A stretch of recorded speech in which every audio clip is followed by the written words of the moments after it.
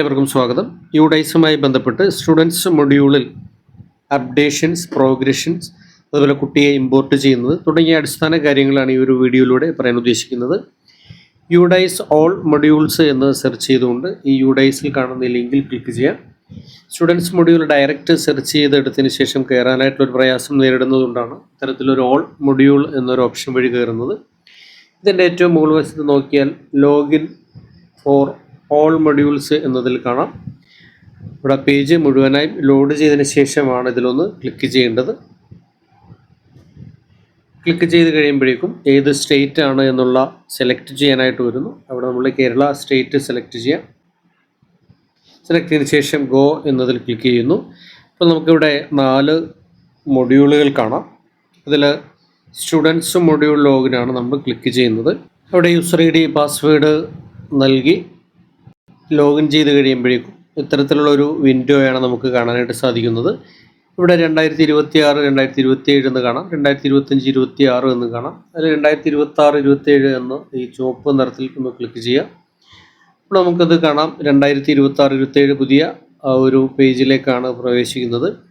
ഇവിടെ ഈ ഒരു വിൻഡോയിൽ നമുക്ക് അപാർ ഡീറ്റെയിൽസ് ഉള്ള കുട്ടികളുടെ ലിസ്റ്റ് കാണാം. അതുപോലെ MBU status, not progressed students, അങ്ങനെയുള്ള ലിസ്റ്റുകളൊക്കെ തന്നെ നമുക്ക് കാണാം. നമുക്ക് പ്രത്യേകിച്ച് ഒന്നും തന്നെ ചെയ്യേണ്ടതില്ല. ഇത് ക്ലോസ് എന്ന് ക്ലിക്ക് ചെയ്യാം.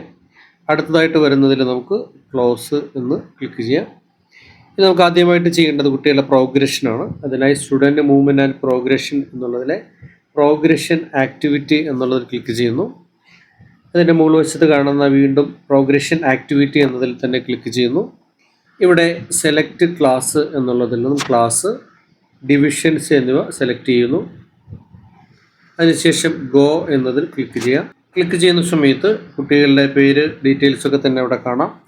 അതോടൊപ്പം ഓരോ കുട്ടിയുടെയും പ്രോഗ്രഷൻ സ്റ്റാറ്റസ്, പ്രൊമോട്ടഡ് ആണോ, പാസ്ഡ് ആണോ, അല്ലെങ്കിൽ നോട്ട് പ്രൊമോട്ടഡ് ആണോ, ഇങ്ങനെയുള്ള 3 ഓപ്ഷൻസ് അവിടെ കാണാം. അതിൽ നമുക്ക് പ്രൊമോട്ടഡ് എന്നുള്ളത് ക്ലിക്ക് ചെയ്യാം. അടുത്തതായി ചോദിക്കുന്നത് അതിൻ്റെ പെർസെൻറ്റേജ് ആണ്. മാർക്കിൻ്റെ പെർസെൻറ്റേജ് എൻ്റർ ചെയ്യുക. അതുപോലെ കഴിഞ്ഞ അക്കാഡമിക് ഇയറിൽ number of days school attended, എത്രയാണ് അറ്റൻഡൻസ് എന്നുള്ളത് രേഖപ്പെടുത്താം. സ്കൂളിംഗ് സ്റ്റാറ്റസ്, അത് നമുക്കിവിടെ 2 ഓപ്ഷൻസ് ഉണ്ട്.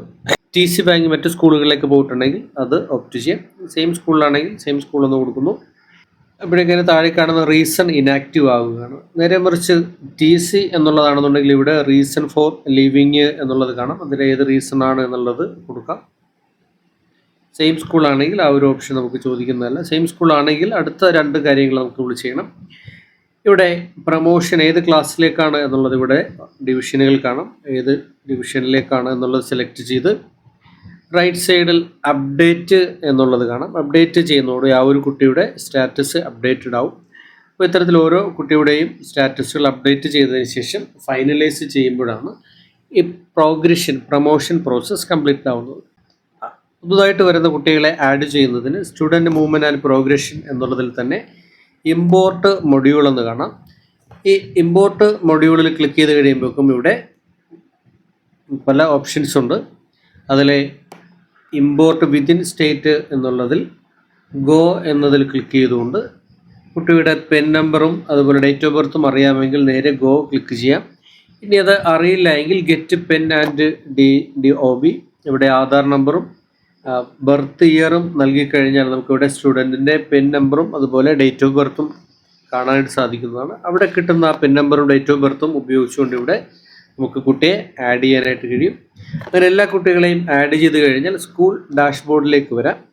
സ്കൂൾ ഡാഷ്ബോർഡിലേക്ക് വന്നു കഴിഞ്ഞാൽ ഇവിടെ ഓരോ ക്ലാസ്സുകളിലും 5 എന്നതിൽ ക്ലിക്ക് ചെയ്ത് കഴിഞ്ഞാൽ 5ൻ്റെ എല്ലാ ഡിവിഷനുകളും അതുപോലെ അതിലെ കുട്ടികളുടെ എണ്ണവും കാണാം. അതിൽ അവസാന ഭാഗത്ത് കാണുന്ന വ്യൂ മാനേജ് എന്നതിൽ ക്ലിക്ക് ചെയ്തുകൊണ്ട് ഓരോ കുട്ടിയുടെയും, ഇപ്പോൾ കുട്ടിയുടെ പ്രോഗ്രഷൻ കംപ്ലീറ്റ് ആവാത്തത് കൊണ്ടാണ്, പ്രോഗ്രഷൻ കംപ്ലീറ്റ് ആയി കഴിയുമ്പോൾ ഈ ഭാഗത്തേക്ക് കുട്ടികളുടെ ഡീറ്റെയിൽസ് വരുന്നു. ഇവിടെ ഓരോ കുട്ടികളുടെയും ഡീറ്റെയിൽസ് അപ്ഡേറ്റ് ചെയ്യുന്നതോടുകൂടി ആദ്യഘട്ടം അവസാനിക്കുന്നു.